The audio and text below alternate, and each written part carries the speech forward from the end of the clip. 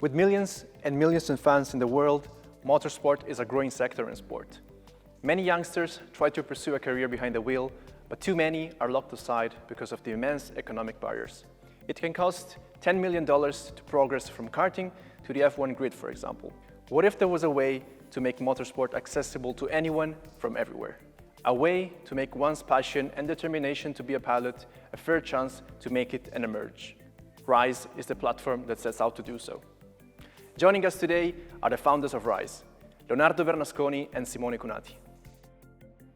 Hello guys, I am Leonardo Bernasconi, I am the CEO and co-founder of R1SE, and today I'm here with my partner Simone Cunati to explain a little bit about the R1SE project. Hello everyone guys, I'm Simone Cunati, professional karting driver, 2020 world champion, co-founder and chief strategic officer of R1SE. So what is R1SE and how was it born? The R1SE story starts with the Teleio story. Back in 2020, when me and Simone, we were starting this company together with just a little funding coming from our pocket, we were able to achieve the first steps till the moment we get a little investment to launch Teleios. We launched Teleios in September 2020 and we delivered the first simulator to Charles Leclerc in December of the same year. In December 2020 we had also this idea of making the motorsport more accessible.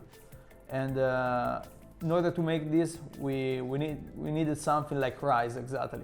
So in the early 2021 we started getting the basis for the project, but it was harder than expected. The number of resources, the budget, the people needed in order to achieve what we wanted to achieve. So the 2021 was the year to put the basis of the project until the moment that Simone came to Dubai and he was able to look for the right people in order to push us and to help us in order to realize the R1SE project. I still remember the call in January 2022 when Simone, in the early morning of the second week of January, I think, he called me and he said, Leo, you need to leave everything and come to Dubai to check the situation. So I decided to trust him. I packed my things and I came to Dubai, and I saw that here there was a big opportunity and there were the right people in order to do this thing together. So with the right resources and the right partners with us, we were able to deploy a strong team and to start giving the birth to our ideas. Now we are at the beginning of this 2023. We are close to the R1SE launch, and I'm happy to say that this trip to Dubai was worth. R1SE will be the new way to approach the world of motorsport. With R1SE, we are making the motorsport world accessible to everyone from anywhere at any time of the day. As everybody knows, the world of motorsport is so inaccessible due to budget and geolocalization reasons. With R1SE, with the digital tools that we are providing, people will be able to join the world of motorsport from anywhere in the world with a very, very little budget. So we are making this world accessible. This is the key of R1SE. I started to race when I was 3 years old and I grew up inside the motorsport sector. Motorsport is my biggest passion. In 2020, when I was 23 years old, I won the World Championship. So it was like a work that it took 20 years. It was training basically every week to reach that goal. I remember the emotion in that moment were crazy. I was crying inside the helmet and I was saying to myself, oh, finally I reached that moment. I was feeling like on the top of the world. It was just amazing. The motorsport, unfortunately, this is not just beautiful how we can look from the outside. You know, in 2016 I was racing in Formula 4, and to get that point I left all my family, I left all my study, everything. It was, okay Simone, now you just need to go and take your dream. You need to follow and battle for that. In the first year in the championship I was first till the last race. And till now, I don't know what happened. I remember my team manager that he called me and he told me, look Simone, that we cannot race in the last race.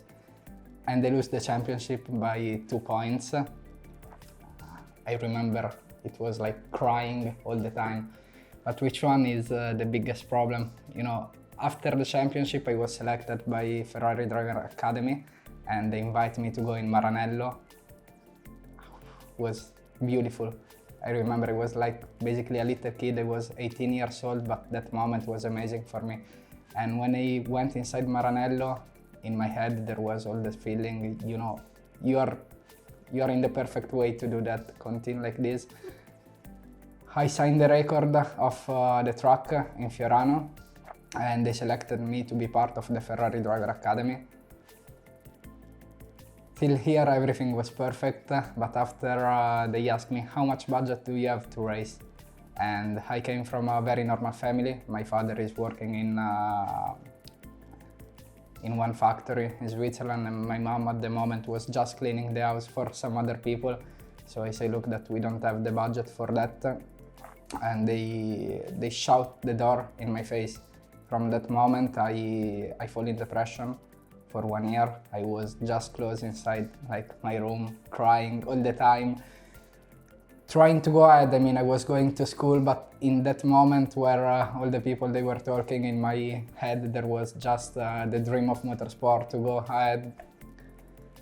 I restart to race in 2018, but in that moment I make a promise to myself and I say I will race just for passion. I don't want this that will become my work anymore. I just want to follow my dream. This is the things that I like more inside the world, and I will continue to do that. That's the reason why after the 2020, after that I won the World Championship, I decided to retire myself. I had too many requests from all the official team. Okay, come here, we will pay you to race. And I say, no, I don't want to do that anymore. What I think is that, you know, in the world there are too many talented people that unfortunately, especially in the motorsport, they don't have the possibility to go ahead for budget reason or for some other reasons. If I need to describe RISE, I will use these little sentences, and for me it's just bring everyone on the same level and show the talent of everyone. So I understand there was a need for RISE to be born. How will you satisfy this necessity? We will satisfy this need through the RISE platform, an online web-based platform where people can come and race against each other. But on the RISE platform we're doing something that is really special. We're changing a number. We're changing from 0.1% to 30%. 0.1% is the number of drivers that nowadays are getting an income from the world of motorsport. And 30% is the percentage of drivers that will get a money prize or a physical prize from every race that they make on the platform. So from the day zero on the RISE platform, if you are a driver, if you are a passionate sim racer, if you are like a passionate person in the motorsport, you can get an income from your passion. This will be also a way to show how strong you are, with the possibility to be selected in order to enter into the RISE driver program, where we take drivers from the online platform into the real racing world. Also on the RISE platform, you will have a fair chance to enter into the world of motorsport.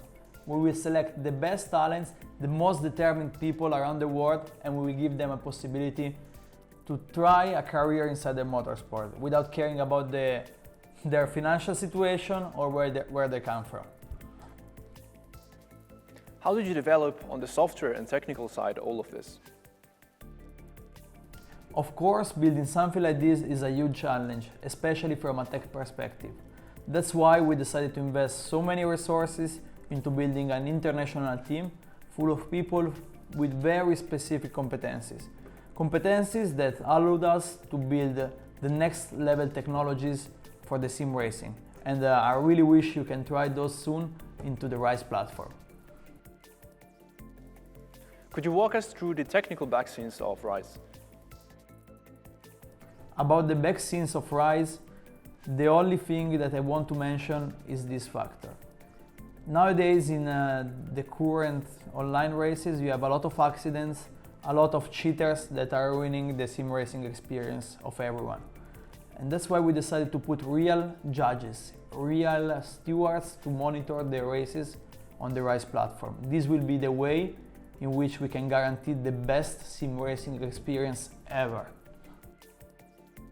How is matchmaking managed on the platform? Ranking and matchmaking is one of the most crucial key areas of focus for any online competition-based game. Hi, I'm Jamie McClendickin, the Head of Game Strategy and Data here at R1SE. A great ranking and matchmaking system ensures our players have an enjoyable, memorable and exciting experience on the R1SE platform.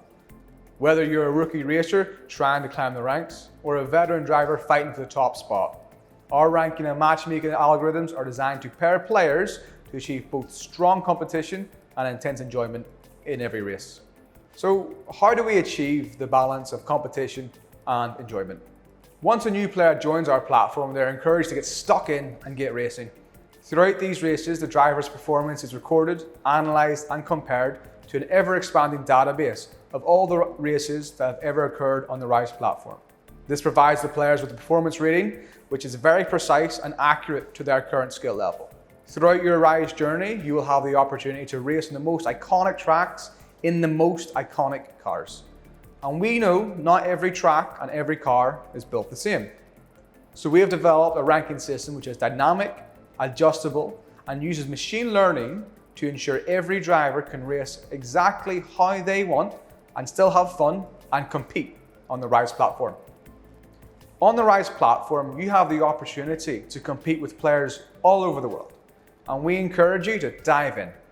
Though we understand that this can be a little bit daunting for new players, so we have adopted a skill-based matchmaking system to ensure you are able to compete with drivers at your skill level while still giving you the opportunity to develop your skills, enjoy the race, and of course, fight for the first position. Though there will still be plenty of opportunities for you to compete in tournaments against all skill levels to truly prove if you have what it takes to reach the top. From the CEO's presentation, we managed to take a peek at the RDS system. How will it affect the fairness and sportsmanship of the game? Hello everyone, my name is Pasquale Lupoli and I'm a lawyer specialized in criminal and sport law, and since 2017 I am an international race director for karting competitions. I collaborated with R1SE for the drafting of the sporting regulation for the development of the race direction systems. The focus of R1SE was immediately clear: to create a platform that simulates real motorsport on and off track. So it was essential to develop a system of sporting and technical regulation and a code of ethics and conduct to be applied to all competitors in all competitions. On the other hand, it was necessary to ensure the presence of a continuous race direction during the races to take right and fast decisions. For that reason, we have developed a unique system in the sim racing world. Each race incident will be submitted directly by the software to the stewards, who will immediately evaluate them using the RDS panel. RDS panel stands for Race Direction System Panel. Is a unique tool developed according to the specification of the real race control systems and will give to the stewards a series of data to decide the incident. Not simply the video from every angle, but many additional data useful for a correct and immediate decision. For example, onboard camera, telemetry, steering angle, braking gas pedal. So, the stewards will have many information to choose if apply the penalty or not. And they will work with a system that will remain user-friendly. Furthermore, each competitor will have two possibilities. The first one is to appeal the penalty imposed by the stewards, requesting a review of the decision from different stewards. And the second is the chance to ask the stewards to analyze a race incident by submitting a protest according to the sporting regulation. Thanks to the RDS system, we will have a full control of the races, including the possibilities to give live warning to all the drivers. And then we will close all the cases of the race only a few minutes after the checkered flag, so we will have in a really short time the final classification of the event to distribute all the prizes, where and when is permitted. The stewards in charge of the RDS system will be trained following a didactic program that is divided into lessons that will follow these crucial points. Knowledge and practice of the Assetto Corsa software, first of all, to understand the point of view of the drivers in the race. Study of the regulations and penalties to be applied, with particular regard to the adequacy and proportionality of the penalties to the severity of the incident. Use of the race direction system panel and evaluation methods of the different racing incidents. To do this, we will show during the lesson to the stewards a series of videos of incident, and we will guide them in the process of analysis, decision and application of the penalties. With sim racing and esports being more and more recognized as sports, how will you legally manage any possible issues? Greetings, I'm Jacopo Ierussi, an Italian lawyer and a university professor that over the years has specialized also in esports. Let me just say that R1SE has set a new standard for sim racing, aiming for quite an ambitious mission. I'm just one of the experts that worked on this project to make it legally compliant and sport-oriented. One of the most well-known international law firms realized an assessment to identify the best strategy to operate in the whole of Europe, with R1SE will to establish in the future headquarters in the countries that in here really represent the history of motorsport. The company is very careful to meet the specific needs of its customers, ensuring compliance with each national legislation concerning the games and sports industry. This is the reason why R1SE intends to promote a constructive dialogue with the competent authorities in the field of sports or games industry and also regulated gambling. In the countries where the national laws are stricter, R1SE is going to entertain its user just within the for fun area of the platform, which is totally free, and at the same time will make all the preparations, institutional or not, to launch the competitions with a real prize pool. Their approach is to reach the best level of transparency in every respect, like you would expect in your favorite sport, a behavior or a policy, which is not surprising. In Italy and in other countries, sim racing is already recognized as a real sport by government, sports authorities, or national Olympic committees. These are all the reasons why R1SE could play a strategic role as a forerunner of this new process of integration and development in online professional sim racing. Thank you. A big question that everyone is wondering: when will we be able to get our hands on the R1SE platform? Okay, I'm really excited to make this announcement. The R1SE platform will be online with a beta version, so we are really close to it. The platform will be available for 2 weeks for the European and UK region. In these 14 days, we are gonna put 70,000 euros of guaranteed prize pool that you can win. And no matter if you are an experienced sim racer or you are like a newbie in this sector, you will be able to compete with people of your same level. So you will have the possibility to win part of this money. Guys, I want to see you there. See you on R1SE. Guys, we are working day and night to bring R1SE to the reality since the last 2 years. So now is the moment to say that. Allacciatevi le cinture e ci vediamo su R1SE.